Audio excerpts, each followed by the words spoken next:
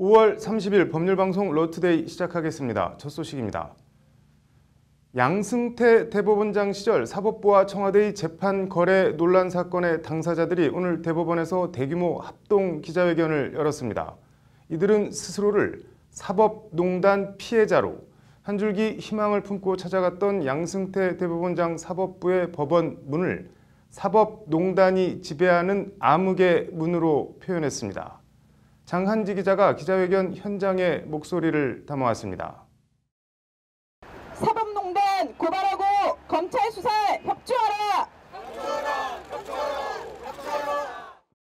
연령도 성별도 살아온 배경도 서로 다른 사람들이 대법원 앞에 함께 모였었습니다. 양승태 대법원장 시절 상고법원 설치를 고리로 사법부와 청와대가 재판 거래를 했다는 의혹이 불거진 판결 사건 당사자들입니다. 법원은 자신들의 정책과 입장에 따라 우리의 애통한 목소리를 묵살했다. 우리가 한 줄기 희망을 갖고 넘나들었던 법정의 문은 알고 보니 사법농단이 지배하는 암흑의 문이었다.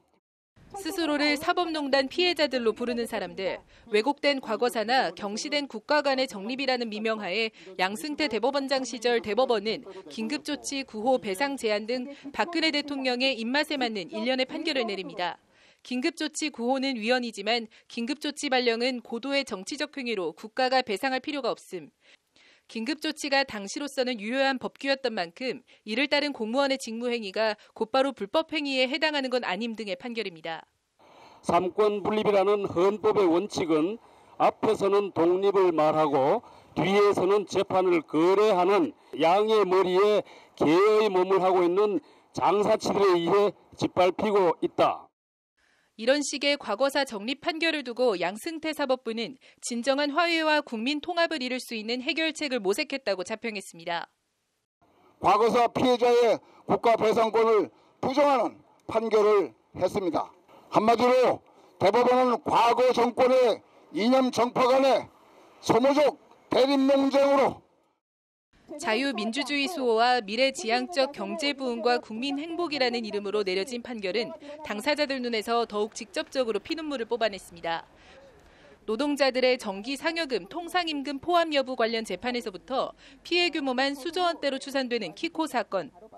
양승태 대법원장과 박근혜 당시 대통령과의 단합에 의한 중소기업 죽이기로 자행된 키코 판결로 인해서 수많은 중소기업이 도산하고 사업주는 죽거나 병에 걸리고 1, 2심 승소 판결이 대법원에서 손바닥 뒤집히듯 뒤집힌 KTX 여승무원 해고 사건. 콜택 정리해고가 유효하다는 대법원 선고, 쌍용차 정리해고와 대상자 선정 기준이 공정하고 합리적이라는 판결, 철도 노조 파업은 업무 방해에 해당한다는 판결 등 주요 노동 관련 사건에서 양승태 대법원장의 대법원은 노동자나 약자가 아닌 기업체나 국가 쪽의 편이었습니다. 대법원은 그리고 이를 노동부문 선진화, 노동 생산성 향상, 바람직한 노사관계 정립이라고 자평했습니다. 양승태 사법부의 목적은 선명했습니다. 상고법원 설립입니다. 무엇보다 여기 모인 모든 분들과 함께 지금의 위태로운 사법부가 정의롭고 신뢰할 수 있는 사법부로 거듭날 때까지 끈질기게 감시하고 또 노력할 것입니다. 민변 등은 오는 6월 5일 양승태 전 대법원장 등을 직권남용 등 혐의로 고발할 예정이라며 철저한 검찰 수사와 법원의 협조를 촉구했습니다. 권리를 찾기 위해 법원을 찾았는데 우리는 사법부와 청와대의 거래 대상에 불과했다. 이들의 자주 섞인 분노와 재판 거래 의혹이 담긴 모든 문건을 공개하고 재발 방지책을 마련하라는 목소리에 법원이 어떻게 반응할지 주목됩니다. 법률방송 장한지입니다. 재판 거래 의혹 사건의 당사자들 KTX 여승무원들이 오늘 대법원장 비서실장을 면담하고 사태 해결을 촉구했습니다. 이들 여승무원들은 어제 사상 초유 대법원 기습 점거 시위를 벌이며 오늘 면담 일정을 이끌어냈는데요. 로투데이 인터뷰 신세아 기자가 이번 시위를 주도한 전 KTX 승무원 정미정 씨를 만나 얘기를 들어봤습니다. 지상의 스튜디오스, 알고 보니 일회용, 사법사상 초유의 대법원 기습점거 시위. 이 기습 시위를 주도한 정미정 씨입니다. KTX 승무원 정미정입니다. 아니 전 승무원이죠. 정미정입니다. 지금은 열혈투사가 됐지만 미정 씨는 대학 때도 데모의 디귿도 모르는 평범한 학생이었습니다. 저희 대학교 때도 학자금 투쟁 한번 해본 적 없고요. 노동조합이라고의 노자도 모르는 전혀 관심도 없는 그런. 꿈의 열차라는 화려한 수식과 함께 지난 2004년 열린 KTX 고속철도 시대. 미정 씨는 그 KTX 1기 여승무원입니다.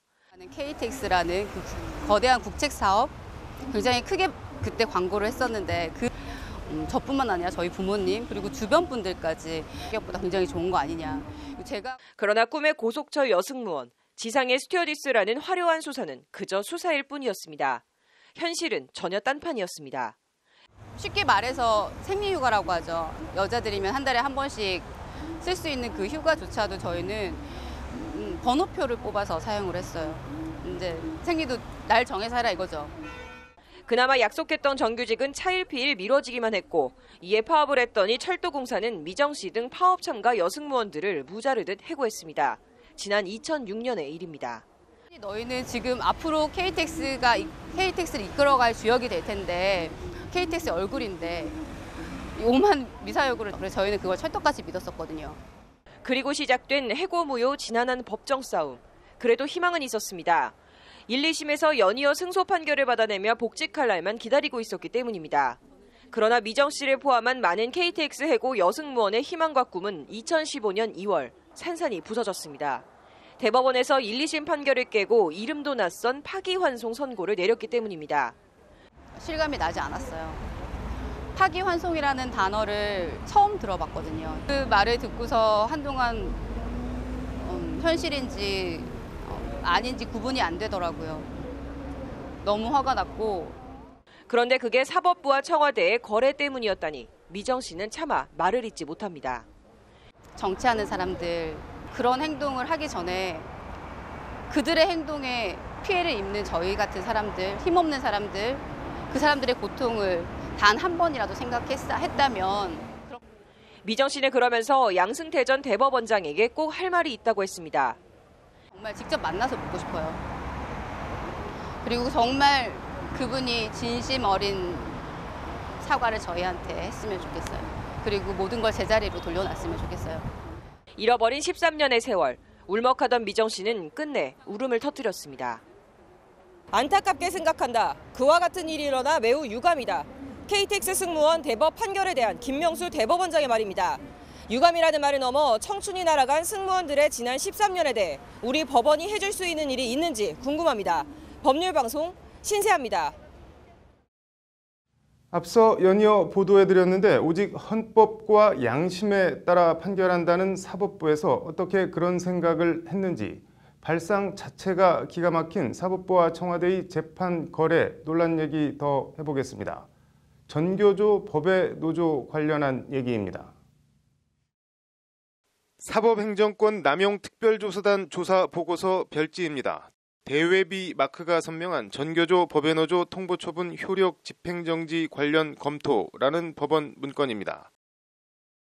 박근혜 정부 때인 2013년 10월 고용노동부는 해직교사를 노조원으로 계속 두고 있는 전교조에 법외노조라는 통보를 합니다. 쉽게 말해 불법이라고 통보한 겁니다. 전교조는 그렇게 1999년 노사정위원회 합의로 합법화된 지 14년 만에 다시 법외노조가 됐습니다. 이에 전교조는 정부를 상대로 법외노조 통보처분 효력정지 신청 소송을 냅니다. 2014년 9월 서울고법 제7행정부 민중기 부장판사는 전교조의 효력정지 신청을 인용합니다. 전교조가 법외노조가 아닌 합법노조라는 결정입니다. 대법원은 그러나 2015년 6월 원심 판결을 깨고 파기환송합니다. 파기환송심을 맡은 서울고법 제10행정부 김명수 부장판사는 대법원 파기환송 취지를 깨고 전교조가 낸 법외노조 효력정지 신청을 다시 인용합니다. 이에 대법원은 또 원심 판결을 깨고 사건을 서울고법으로 다시 돌려보냅니다. 전교조 법외노조 통보처분 효력 집행정지 관련 검토 문건은 이런 맥락에서 나온 겁니다. 내용은 충격적입니다. 인용 결정 후 청와대는 크게 불만을 표시하였다. 비정상적 행태로 규정, 비정상의 정상화가 필요한 것으로 입장 정리라는 문구가 눈에 띕니다. 한마디로 전교조 신청을 인용한 법원 판단이 비정상이라는 것이 청와대 입장이라고 적어놓은 겁니다. 문건은 그러면서 전교조 신청이 다시 인용될 경우 대법원이 각종 중점 추진 사업, 예를 들어 상고법원 입법 추진 등에 대한 견제, 방해가 예상됨이라고 써놓고 있습니다. 문건은 나아가 전교조 신청이 인용될 경우 청와대와 대법원, 전교조와 상고법원 설치에 미칠 영향을 경우의 수에 따라 분석하고 있습니다. 문건은 그러면서 재판장이 교체될 경우 본안에 관한 화해적 해결 방법을 모색하는 방안도 가능이라고 적고 있습니다. 전교조 신청을 인용한 재판장을 교체하겠다는 겁니다. 압권은 협조 요청 사항입니다. 청와대가 대법원을 국정운영의 동반자, 파트너로 높이 평가하게 될 경우 긍정적인 반대 급부로 요청할 만한 사항들은 다음과 같음. 상고법원 입법 추진에 적극 협조, 법무부 반대 무마, 재외공간 법관 파견에 적극 협조, 외교부의 긍정적, 전향적 태도 유도, 법관 정원 증원 추진에 적극 협조, 국회 기재부의 적극 협조 유도 따위 내용들입니다. 결과적으로 제1고심을 맡았던 서울고법 제7행정부 민중기 부장판사는 다른 재판장으로 교체됐고 2016년 1월 전교조는 법의 노조라는 판결을 받습니다. 헌법과 양심이라는 말을 꺼내기도 민망합니다. 이런 류의 문건이 400건이 넘습니다. 양승태 대법원장의 사법부에서 도대체 어떤 일이 벌어졌던 걸까요? 이런 재판부에서 재판을 받은 사람들의 억울함은 어떻게 해야 하는 걸까요? 검찰 수사가 필요해 보입니다. 앵커 브리핑이었습니다. 다음 소식입니다. 물리적 실체는 없지만 재산적 가치는 있는 가상화폐도 범죄 수익 몰수 대상이라는 대법원 첫 판결이 나왔습니다. 가상화폐 이용 범죄에 경종을 울린 판결이라는 평가입니다. 김정래 기자의 보도입니다. 33살 안모 씨는 지난 2013년 12월부터 4년여간 불법 음란물 사이트를 운영하며 19억 원이 넘는 부당이익을 챙긴 혐의로 지난해 5월 구속 기소됐습니다. 검찰은 구속 시점인 지난해 4월 17일 기준으로 5억여 원에 달하는 비트코인도 범죄 수익으로 보고 압류한 뒤 몰수를 구형했습니다. 1심은 물리적 실체 없이 전자화한 파일 형태인 비트코인을 몰수하는 것은 적절치 않다며 검찰의 몰수 청구를 받아들이지 않았습니다. 하지만 2심 판단은 달랐습니다. 비트코인은 물리적 실체 없이 전자화한 파일 형태이지만 거래소를 통해 거래되고 재화 용역을 구매할 수 있어 수익에 해당한다는 것이 2심 재판부 판단입니다. 항소심 재판부는 이에 따라 안 씨에 대해 징역 1년 6개월과 190일 비트코인 몰수, 추징금 6억 9,587만 원을 선고했습니다. 대법원 3부는 오늘 비트코인은 무형의 재산으로 특정할 수 있다며 원심 판결을 그대로 확정했습니다. 비트코인도 범죄 수익 몰수 대상이라는 대법원 첫 확정 판결이 나옴에 따라 하급심에서 유사한 판결이 이어질 것으로 예상돼 가상화폐를 이용한 범죄의 예방과 근절에 큰 도움이 될 것으로 보입니다. 법률방송 김정래입니다. 네, 김수현 변호사의 이슈 속 법과 생활, 오늘은 최저임금법 얘기해 보겠습니다. 김 변호사님, 그제 국회 통과한 최저임금법 개정안 어떤 내용인가요? 네, 이번 법 개정안을 통해서 2019년 1월 1일부터는 이 매월 정기적으로 받는 상여금 중 최저임금의 25%를 초과하는 금액, 그리고 최저임금의 7%를 초과하는 복리후생비를 이 최저임금 산입 범위에 포함시키기로 개정을 했습니다. 네. 또한 최저임금법 부칙에 경과 규정을 두었는데요. 이 산입 범위를 매년 확대하게 되어서 2024년에는 이 월 받는 상여금과 복리후생비를 모두 최저임금 산입 범위에 포함시키는 것으로 개정이 되었습니다. 네.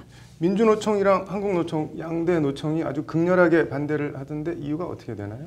네, 이번 최저임금법을 통해서 이 최저임금에 산입되는 범위가 확대가 되었기 때문에 네. 근로자 입장에서는 실제 내 월급이 늘진 않았지만 최저임금법에는 위반되지 않게 되는 그런 결과를 낳을 수가 있기 때문에 노동계에서 좀 반대를 하고 있습니다. 네, 그래서 뭐 내 월급은 어떻게 되는 건가 정리를 하면 어떻게 되나요? 사실 자기가 받는 급여 중 정기 상여금이나 복리후생비가 낮거나 아예 없는 경우에는 별로 영향이 없습니다. 하지만 본인이 기본급은 낮은데 정기 상여금이나 복리후생비를 좀 상대적으로 많이 받고 있다. 사실 이런 경우라면 이게 영향을 받게 되는데요. 예를 들어서 월 기본급이 150만 원이고 매월 상여금으로 50만 원 그리고 복리후생비로 20만 원을 받고 있는 자라면 기존에는 최저임금이 이게 월 단위로 환산하면 157만 원, 현재 2018년 기준으로 그런데요. 기본급이 150만 원이기 때문에 최저임금법 위반이 되게 됩니다. 그런데 이 개정안에 따르면 초과 상여금 10만 원가량과 복리후생비 9만 원가량을 더해서 최저임금으로 월 169만 원을 받게 되는 셈이어서 이 최저임금법 위반이 아니게 됩니다. 네, 뭐 이런저런 논란이 있고 문제도 있는 것 같은데 아무튼 좀 대화로 잘 풀렸으면 좋겠네요. 오늘 잘 들었습니다. 네, 이어서 법조계 소식 전해드리겠습니다. 최기상 전국법관대표회의 의장이 오늘 법원 내부통신망에 법원 행정처가 재판을 정치거래 대상으로 삼아 헌법적 가치를 부정했다는 글을 올리며 엄정 조치를 취할 것을 촉구했습니다. 박상기 법무부 장관이 오늘 몰카와 데이트폭력, 가정폭력 등 여성 대상 범죄에 신속하고 철저한 수사로 엄정 대응하라는 지시를 검찰에 내렸다고 법무부가 밝혔습니다. 국가인권위가 오늘 유치장 수감자에 대해 발목과 손목을 함께 묶는 사지포박은 인권 침해라며 수갑과 포승줄 등 사용 관행 개선책 마련을 경찰청장에게 권고했다고 밝혔습니다.